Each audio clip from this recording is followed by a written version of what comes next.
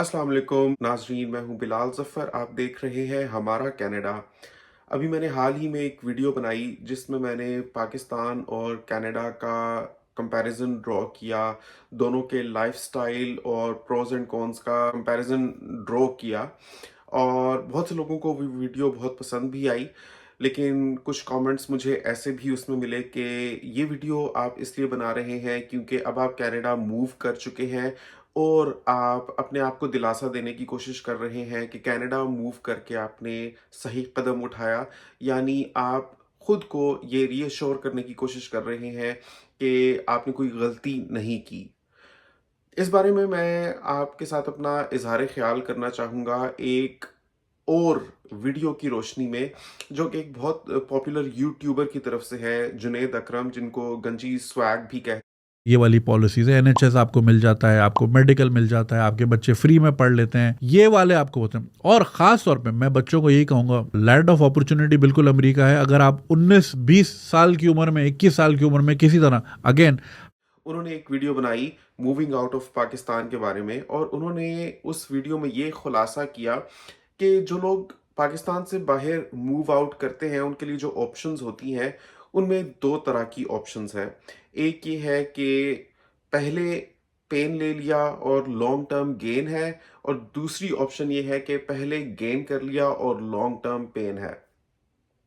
इसमें जो ये कैटेगरी उन्होंने डिफाइन की है कि पहले गेन कर लिया और लॉन्ग टर्म पेन है, वो उन लोगों के लिए डिफाइन की है जो अरब इमारात की तरफ जाते हैं, क्योंकि उसमें गेन इंस्टेंटली इस हिसाब से हो जाता है कि वहाँ जाकर जॉब ढूंढना रिलेटिवली और जॉब मिल जाना भी आसान होता है। दूसरा ये कि कल्चर शॉक आपको नहीं होता। जिस किस्म के कल्चर से आप उठकर उन ममालिक में जाते हैं, आपको मस्जिदें भी मिलती हैं, आपको रमज़ान में भी पूरा बाकायदा रोज़ों का कल्चर मिलता है वहाँ पर, आपको एक इस्लामी मुआशरा देखने में मिलता है, और आपके लिए टैक्स फ्री सैलरीज़ होती हैं। और अगर आपने मुल्क में वापस आना जाना हो तो 2 ढाई घंटे की फ़्लाइट होती है या 3-4 घंटे की फ़्लाइट होती है। आप ईज़िली पाकिस्तान, इंडिया आ जा भी सकते हैं। लेकिन लॉन्ग टर्म पेन इसलिए उसको कहा कि वहाँ पर आप कभी भी शहरियत नहीं ले सकते, और आप कभी भी अपने आप को लॉन्ग टर्म वहाँ पर सेटल्ड नहीं पा सकते, यानी आप उसको अपना घर नहीं कह सकते। दूसरा ये भी है कि वहाँ पर क्योंकि बादशाहत का निज़ाम कायम है, तो कभी भी कोई भी रूल निकल सकता है। अभी तक वो टैक्स फ्री हेवन्स हैं, लेकिन this can change any time.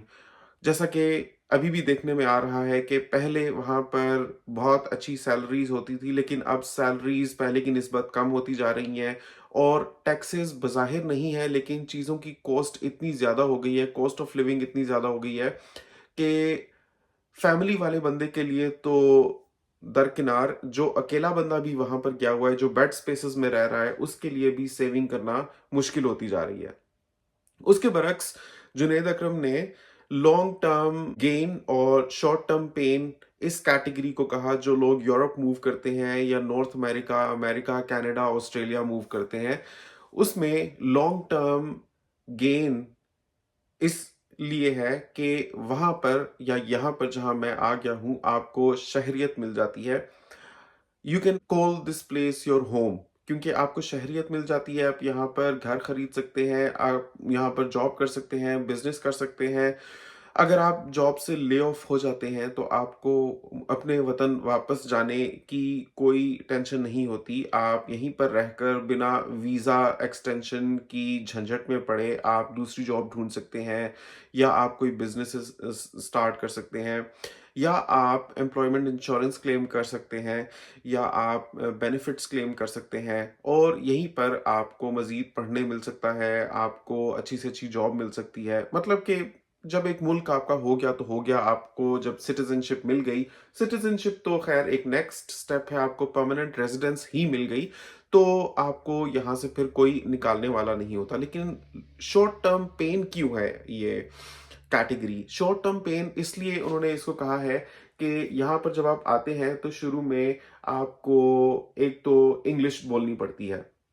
होता है ना, अरब इमारात में आप जाते हैं, दुबई में जाते हैं, मैं खुद दुबई में रहा हुआ हूँ, वहाँ पर तो आपको अगर इंग्लिश नहीं भी आती इन अ वे तो आपका काम चल जाता है कि लगता है बंदा पाकिस्तान में ही फिर रहा है। हर दूसरे बंदे को उर्दू आती है, हिंदी आती है, पंजाबी भी आती है, तो आपको एक घर जैसी ही फीलिंग वहाँ पर आती है। यहाँ पर तो इंग्लिश गोरों की सुनते हुए और फिर उनके साथ इंटरैक्ट करना, लोगों को अपने कंफर्ट ज़ोन से बाहर निकलना पड़ता है। ख़ास तौर पे हम देसी लोगों को जो पाकिस्तान, इंडिया से आते हैं, अगर आप इंग्लिश से इतने वेल वर्स्ड नहीं हैं, तो आपको थोड़ा डिस्कम्फर्ट हो सकता है। ये एक शॉर्ट टर्म पेन है।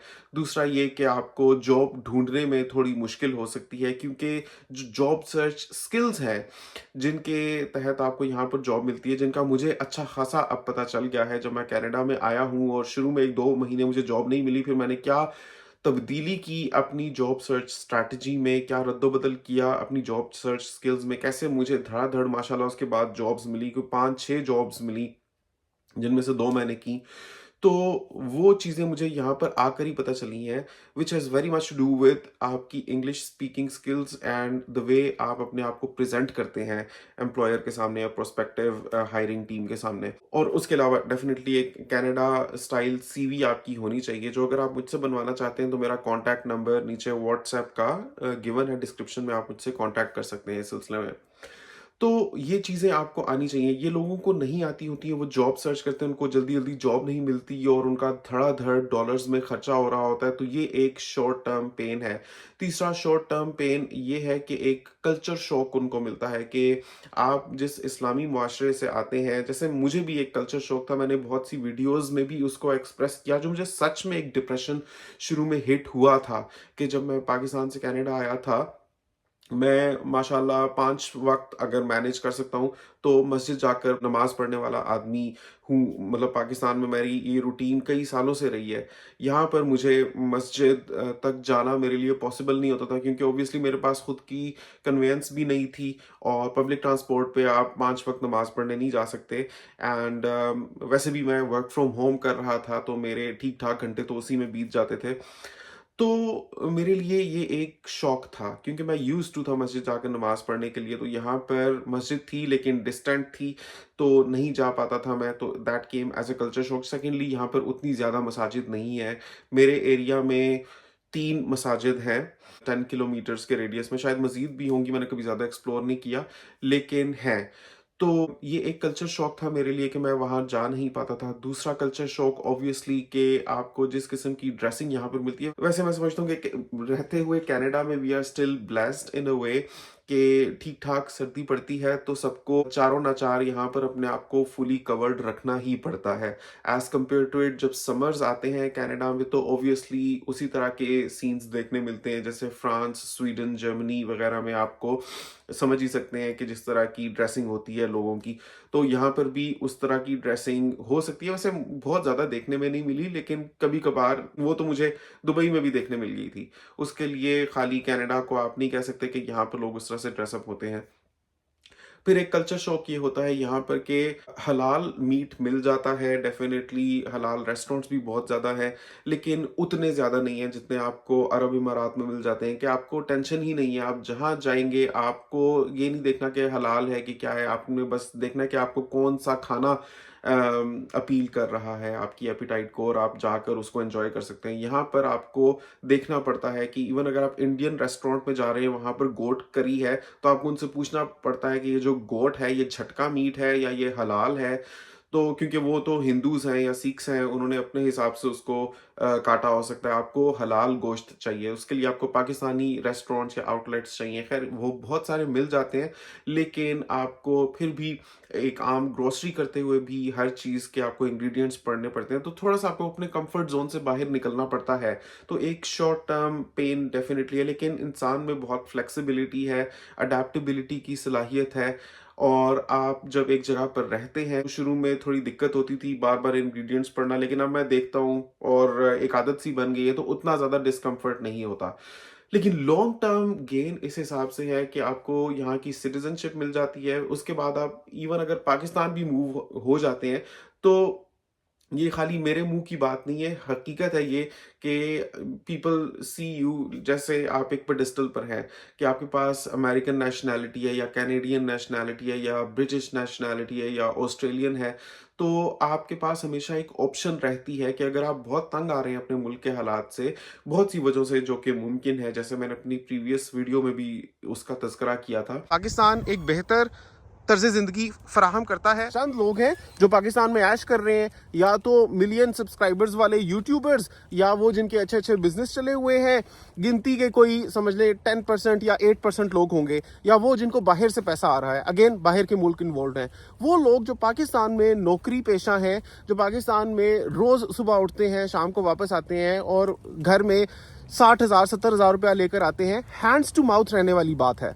कनाडा ना जाओ, कनाडा में LGBTQ कल्चर है, बेराहरवी का शिकार हो जाएंगे बच्चे। पाकिस्तान में टिकटॉक खोलकर देखें, लड़के कमर दिखा रहे हैं, लड़कियों की तरह ठुमके मार रहे हैं, मेकअप किया हुआ है लड़कों ने, तो आप मूव बैक कर सकते हैं उस मुल्क की तरफ जिसकी आपके पास नेशनैलिटी है। हाँ, ये ज़रूर है कि यहाँ पर रहते हुए आपको अपनी जो सकाफ़त और कल्चर और रिवायात हैं उनके साथ जुड़े रहना थोड़ा सा मुश्किल हो जाता है लॉन्ग टर्म, क्योंकि हालात और कल्चर का इन्फ्लुएंस इंसान के ऊपर चारों नाचार होता ही है।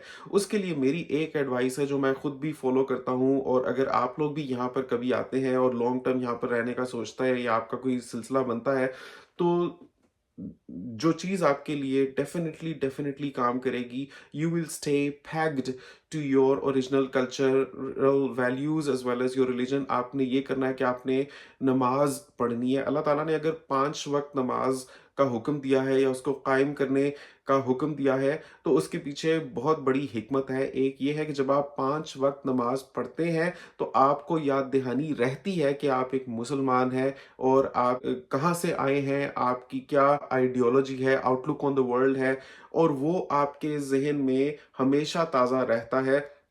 और ये चीज़ खाली इसी तरह से काम नहीं करती कि आपको याद दहानी कराती रहती है और आपको सीधे रास्ते पर रखती है, अल्लाह ताला मदद करते हैं, बल्कि आप पर एक्सटर्नल इन्फ्लुएंस भी कम होने लग पड़ता है। लाइक जैसे मैं अपने एक्सपीरियंस से आपको बता सकता हूँ कि जैसे मैं जब वर्क प्लेस पर नमाज़ पढ़ता हूँ, वहाँ पर ऑब्वियसली और कोई भी नमाज़ नहीं पढ़ता। पहली बात है, कोई और मुसलमान है ही नहीं वहाँ पर के नमाज़ पढ़ेगा। तो जब लोग मुझे नमाज़ पढ़ते देखते हैं तो वो देखते हैं कि अच्छा, इस्लाम कोई बड़ी एक सीरियस चीज़ है। अब ये आपके अपने ऊपर है कि जब आप ऐसे मुआशरे में आते हैं तो आप जिस तरह से बिहेव करते हैं, आप जिस तरह से उठते बैठते हैं, आप जिस तरह से लोगों से इंटरेक्ट करते हैं, या आपका जो काम है या आपके जो रिचुअल्स हैं रिलीजियस, उनसे आप अपने कल्चर और अपने दीन के एम्बेसडर बन जाते हैं। आप नहीं भी चाहते होते बनना तो भी लोग आपको बना देते हैं, अपने ज़हनों में समझ बैठते हैं, क्योंकि the only point of reference to draw उन लोगों के लिए जो मेरे कोलीग्स हैं या मेरे वर्क प्लेस पर हैं, कि एक मुसलमान क्या करता है या कैसे होता है, वो मैं हूँ क्योंकि मैं मुसलमान हूँ। तो जब वो मुझे देखते हैं कि मेरा जो वर्क प्लेस है उसी में मेरी ज़ोहर की नमाज़ आती है, उसी में मेरी असर की नमाज़ आती है, इवन मगरिब की नमाज़ भी उसी में आती है, क्योंकि सर्दियाँ चल रही हैं, छोटे दिन होते हैं, तो मेरी काफ़ी सारी नमाज़ों के टाइम जॉब आवर्स में ही आ जाते हैं। तो लोग जब देखते हैं ये 3-3 दफ़ा नमाज़ पढ़ने जाता है, तो जब मेरे कोलीग्स स्मोक करते हैं, तो वो मुझसे एक्सपेक्ट भी नहीं करते कि मैं स्मोक भी करता हूँगा। हालाँकि स्मोक तो बहुत से मुसलमान भी करते हैं, तो शराब पीना तो दूर की बात। हालाँकि जब पार्टीज़ होती हैं या जब डाइन आउट करते हैं, जब सब लोग इकट्ठे जाते हैं, तो वहाँ पर शराब होती है और सब लोग पीते भी हैं, लेकिन मुझसे वो एक्सपेक्ट नहीं करते। और दूसरा ये कि मुझसे पूछते रहते हैं डिफरेंट तरह की चीज़ें शरीयत के हवाले से भी, क्या ये जायज़ है, क्या ऐसे कर सकते हैं, वैसे कर सकते हैं। Definitely not to satisfy people के वो आपसे एक्सपेक्ट कर रहे हैं तो आप उस लिए करोगे, डेफिनेटली आप अपनी वैल्यूज़ हैं, आप अपने लिए करते हो।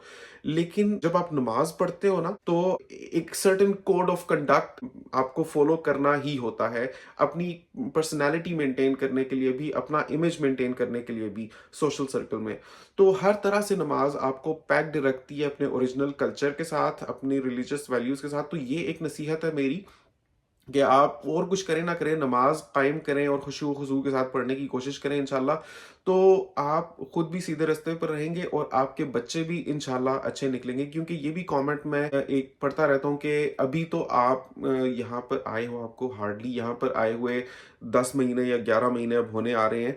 तो ये आप रिव्यू कनाडा का तब दीजिएगा जब आपके बच्चे बड़े हो जाएंगे। तो उस वक़्त हम आपसे पूछेंगे कि हाँ भई, कितना अच्छा रहा कनाडा। तो मैं यही कहना चाहूँगा कि बच्चे कैसे निकलते हैं, पाकिस्तान हो या कनाडा हो, ये आपका मुक़द्दर है और बहुत हद तक आपका अपना इन्फ्लुएंस है, the way you present yourself in front of your children, कि आप इस लायक हैं कि आपको वो रोल मॉडल देख सकें, या जिस किस्म का भी रोल मॉडल हैं आप, वो काफ़ी हद तक आपकी अपनी शख्सियत की परछाई होंगे। तो आप अपना बेस्ट दें, उसके बाद अल्लाह ताला पर छोड़ दें। दूसरी ये बात कि मैं अभी यहाँ पर हूँ, हो सकता है 3 साल में मुझे सिटीज़नशिप मिल जाए, उसके बाद मैं यहाँ पर रहूँ, ना रहूँ, वो मेरा डिसीज़न है इंशाल्लाह। लेकिन for me to have come here right now, उसकी सेंस इसलिए बनती थी क्योंकि अभी अगर मैं ये अपॉर्चुनिटी ग्रैब ना करता तो मेरी ज़िंदगी में दोबारा कभी नहीं आनी थी, और मैंने हमेशा उन्हीं मसाइल से कोप करते रहना था जो मैंने अपनी पिछली वीडियो में डिस्कस किए हैं पाकिस्तान में रहते हुए। तो यही कहना चाहूँगा कि वो लोग जो कहते हैं कि मैं अपने डिसीजन को जस्टिफाई करने की कोशिश करता हूँ इस तरह की वीडियोस बनाकर, तो ये सारा कंटेक्स्ट है। अब इस कंटेक्स्ट में आप मुझे बताएं नीचे कमेंट करके कि आपके ख्याल में जो मैंने पिछली वीडियो में बातें कही थी वो रियलिटी बेस्ड थी, या मैं सिर्फ जस्टिफाई करने की कोशिश कर रहा था कनाडा आने के डिसीजन को। और दूसरा, आपको मुझे ये भी बताना है कमेंट्स में कि आप क्या समझते हैं कि अगर पाकिस्तान से मूव आउट करे कोई बंदा, तो उसको मिडल ईस्ट को अपना हदफ बनाना चाहिए, या उसको कनाडा, अमेरिका, ऑस्ट्रेलिया वगैरह आना चाहिए? आपके ख्याल में बेहतर क्या है दोनों में? नीचे कमेंट्स में ज़रूर बताएं। आपसे मिलूंगा अगली वीडियो में, तब तक के लिए अल्लाह हाफ़िज़।